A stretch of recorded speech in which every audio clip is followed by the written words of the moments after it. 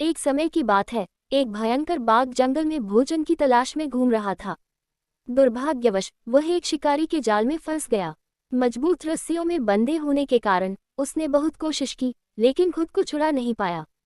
कुछ समय बाद शिकारी वहां आया। बाघ को फंसा देखकर वह खुश हुआ और सोचा, ये तो मेरे गांव ले जाने के लिए एक बेहतरीन इनाम होगा। ये सोचकर वह मदद लाने के लिए चला गया ताकि बाघ भाग न सके।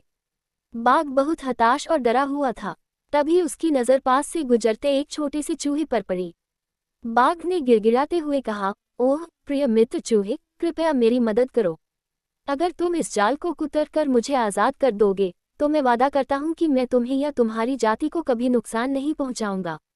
चूहा पहले तो झिझका, लेकिन बाघ की बेबसी देखकर उसने उसकी मदद करने का फैसला किया। वह तेजी से रस्सियों को कुतरने लगा और कुछ ही देर में बाघ को आज़ाद कर दिया। जैसे ही बाघ ने अपने अंग फैलाए, उसका पेट जोर से गुर्राया। उसने चूहे की ओर देखा और सोचा, भोजन तो भोजन होता है, फिर चाहे वह छोटा ही क्यों न हो। और फिर वह चूहे पर झपट पड़ा। चूहे ने घबराकर कहा, लेकिन तुमने वादा किया था कि तुम मुझे नुकसान नहीं पहुंचाओगे। बाघ मुस्कुराया और बोला, वह वादा तो मैंने अपनी मजबूरी में किया था, लेकिन अब मैं भूखा हूँ। जैसे ही बाघ चूहे पर हमला करने वाला था, शिकारी अपने साथियों के साथ वापस आ गया। उन्होंने बाघ को आज़ाद देखकर तुरंत अपने हथियार निकाले और उसे चारों ओर से घेर लिया। अब बाघ खुद खतरे में था और उसे अपनी गलती का एहसास हुआ।